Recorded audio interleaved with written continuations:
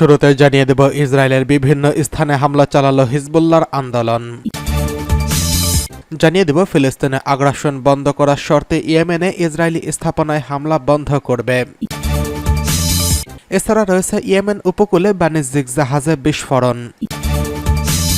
সর্বশেষ জানিয়ে দেব আয়রন ডোম অকার্যকর, এ ব্যাপারে উদ্বিগ্ন হয়েছে আমেরিকা। ইসরায়েলের বিভিন্ন স্থানে হামলা চালালো হিজবুল্লাহর আন্দোলন।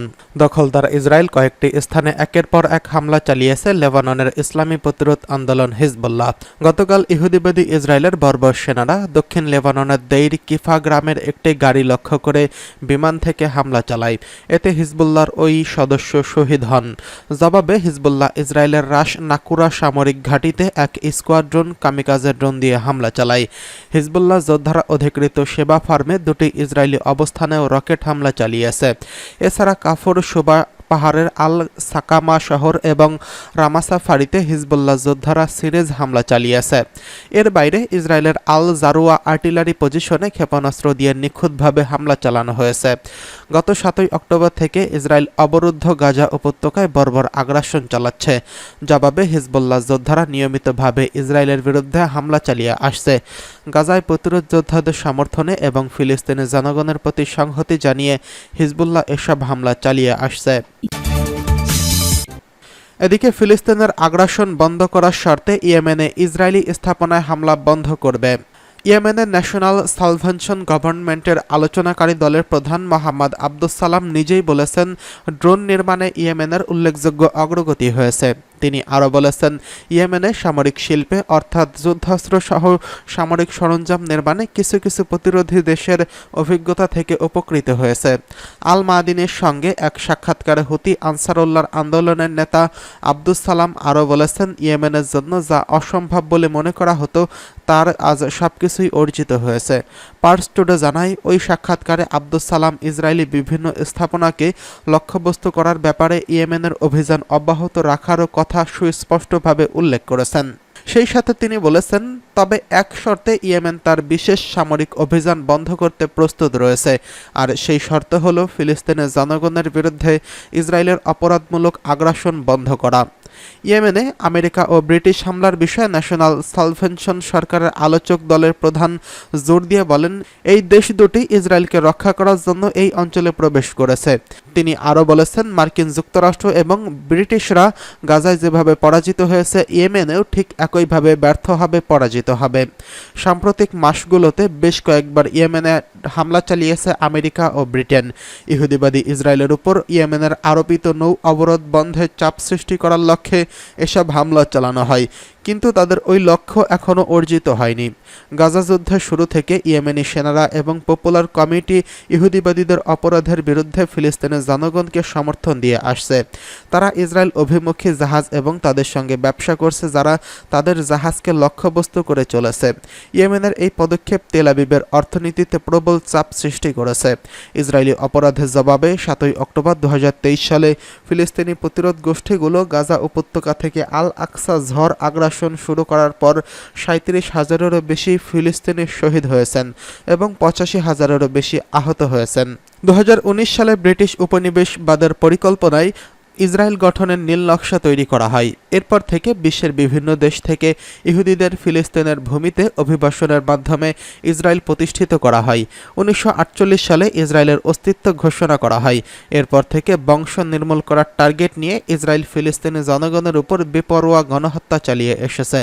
ফিলিস্তিনের সমগ্র ভূমি দখলের জন্য ইসরায়েল অসংখ্যবার গণহত্যা চালিয়েছে। এদিকে ইয়েমেন উপকূলে বাণিজ্যিক জাহাজে বিস্ফোরণ। ইয়েমেন উপকূলে একটি বাণিজ্যিক জাহাজে বিস্ফোরণের খবর পাওয়া গেছে। ইয়েমেনের ইডেন বন্দর থেকে 126 নটিক্যাল মাইল দূরে এই ঘটনা ঘটেছে বলে United kingdom maritime trade operation জানিয়েছেন। সংস্থাটি জানিয়েছে, জাহাজটির কর্মীরা নিরাপদে রয়েছেন। জাহাজটি পরবর্তী বন্দরের দিকে এগিয়ে যাচ্ছে, তবে জাহাজটির পরিচয় প্রকাশ করা হয়নি। ইয়েমেনের হাউসিরা গত নভেম্বর থেকে গাজার ফিলিস্তিনিদের প্রতি সংহতি জানিয়ে ওই নৌ রুটে ড্রোন ও ক্ষেপণাস্ত্র হামলা চালিয়ে যাচ্ছে। তারা 70টি বেশি হামলা চালিয়েছে, 2টি জাহাজ ডুবিয়ে দিয়েছে, একটি জব্দ করা হয়েছে এবং অন্তত 3 জন নাবিককে হত্যা করা হয়েছে। হাউসিদের দুটি স্থাপনা ধ্বংস করেছে মার্কিন বাহিনী। আমেরিকার বাহিনী ইয়েমেনের হাউসিদের যোদ্ধাদের দুটি স্থাপনা ধ্বংস করেছে। সাম্প্রতিক দিনগুলোতে গ্রুপটির ধারাবাহিক জাহাজ হামলার পর মার্কিন সেনাবাহিনীতে বুধবার এই কথা জানিয়েছেন। হাউসিরা গাজায় ইসরায়েল ও হামাস যুদ্ধের সময় ফিলিস্তিনিদের প্রতি সংহতি প্রকাশের জন্য 2023 সালের নভেম্বর থেকে লোহিত সাগর ও এডেন উপসাগরের জাহাজগুলোতে লক্ষ্যবস্তু করে হামলা চালিয়ে আসছে। ইয়েমেন সমর্থিত যোদ্ধাদের হামলা চালানোর ক্ষমতা হ্রাস করার লক্ষ্য নিয়ে মার্কিন যুক্তরাষ্ট্র ও ব্রিটেন ইয়েমেনের হামলা চালিয়েছে। জাহাজে ছোড়া ড্রোন ও ক্ষেপণাস্ত্রের বাধা দেওয়ার জন্য একটি আন্তর্জাতিক সামরিক প্রচেষ্টাও রয়েছে। সামরিক কমান্ড এক্সের এক বিবৃতিতে বলেছে, ইয়েমেনের হাউসিদের নিয়ন্ত্রিত এলাকায় ইউএস সেন্টকম বাহিনী সফলভাবে একটি গ্রাউন্ড কন্ট্রোল স্টেশন এবং একটি কমান্ড কন্ট্রোল নোড ধ্বংস করে দিয়েছে।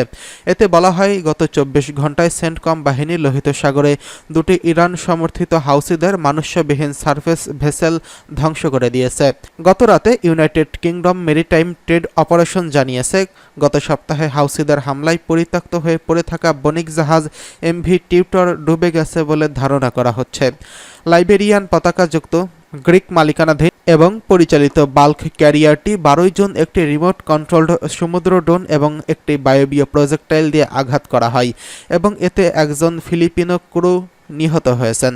2014 সালে সানা থেকে সরকার উৎখাত করার পর সৌদির নেতৃত্বাধীন জোটের সাথে যুদ্ধরত হাউসিরা নভেম্বর থেকে লোহিত সাগর ও এডেন উপসাগরে শিপিং জাহাজের ড্রোন ও ক্ষেপণাস্ত্র দিয়ে হামলা চালিয়ে আসছে।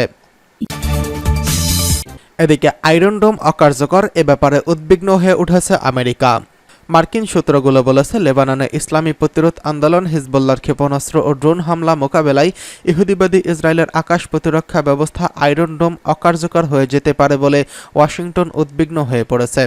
3 জন মার্কিন কর্মকর্তার বরাত দিয়ে CNN জানিয়েছে, ওয়াশিংটনে কোনো কর্মকর্তা সত্যিকার অর্থেই এই ভেবে উদ্বিগ্ন হয়ে পড়েছেন যে লেবানন ও ইসরায়েলের মধ্যে ব্যাপক ভিত্তিক যুদ্ধ বেঁধে গেলে হিজবুল্লাহর উত্তর ইসরায়েলে মোতায়েন করা আকাশ প্রতিরক্ষা ব্যবস্থাগুলি বিশেষ করে আয়রন ডোমকে অকার্যকর করে দিতে পারে। পার্স টুডের রিপোর্ট অনুসারে ইহুদিবাদী ইসরায়েলি কর্মকর্তারাও এ ব্যাপারে উদ্বেগের মধ্যে রয়েছেন, কারণ আয়রন ডোমের ব্যাটারিগুলো হিজবুল্লাহর ক্ষেপণাস্ত্র ও ড্রোনের বিশাল ভান্ডার আওতার মধ্যে রয়েছে। লেবাননের হিজবুল্লাহর মহাসচিব সৈয়দ হাসান নাসরুল্লাহ গত বুধবার এক ভাষণে বলেছেন, ইহুদিবাদী ইসরায়েলের অজেয় থাকার কাল্পনিক দুর্গ তাসের ঘরের মতো ধ্বংস হয়ে পড়েছে। তিনি বলেন, হিজবুল্লাহ এখন পর্যন্ত তার বিশাল সক্ষমতার ক্ষুদ্র একটি অংশ ব্যবহার করেছে মাত্র, এবং তার হাতে এমন কিছু চমক রয়েছে যা যুদ্ধের ময়দানে প্রদর্শন করা হবে। হিজবুল্লাহ সাম্প্রতিক সময়ে ইসরায়েলের আয়রন ডোমের ব্যাটারিগুলো লক্ষ্য করে বেশ কয়েকবার সফল হামলা চালিয়েছে। এদিকে হিজবুল্লাহ গত মঙ্গলবার 9.5 মিনিটের একটি ভিডিও প্রদর্শন করেছেন। হুদহুদ যা বহন করে এনেছে এই শিরোনামে ভিডিওটিতে ইসরায়েলের অভ্যন্তরে গোয়েন্দা ড্রোন চালিয়ে তার মাধ্যমে তোলা বিভিন্ন গুরুত্বপূর্ণ স্থাপনার ছবি দেখানো হয়েছে। এসব স্থাপনার মধ্যে রয়েছে বিভিন্ন স্থানের মোতায়েন করা আয়রন ডোমের ব্যাটারি এবং হাইফা সমুদ্র বন্দরের বিভিন্ন স্পর্শকাতর সামরিক স্থাপনা। ইসরায়েলের স্পর্শকাতর স্থাপনার উপর দিয়ে বিনা বাধায় হিজবুল্লাহ ড্রোন উড়ে যাওয়ার ঘটনায় ইহুদিবাদী গণমাধ্যমগুলো চরম বিস্ময় প্রকাশ করেছে। আয়রন ডোম আকাশ প্রতিরক্ষা ব্যবস্থা কিভাবে হিজবুল্লাহ ড্রোনের উপস্থিতি টের পেল তা না নিয়েই তেল আবিবের মাথা খারাপ হয়ে যাওয়ার অবস্থা তৈরি হয়েছে। ইহুদিবাদী ইসরায়েল 2023 সালের 7 অক্টোবর থেকে গাজা উপত্যকা ও জর্দান নদীর পশ্চিম তীরে নিরস্ত্র নিরাপদ ফিলিস্তিনিদের উপর ভয়াবহ গণহত্যা চালিয়ে যাচ্ছে। এর মোকাবেলায় গাজায় ফিলিস্তিনি প্রতিরোধ আন্দোলনগুলোর পাশাপাশি লেবানন, ইরাক, ইয়েমেন, সিরিয়ার প্রতিরোধ সংগঠনগুলো ঘোষণা করেছে তারা ইসরায়েলের এই অপরাধযজ্ঞের প্রতিশোধ নেবে।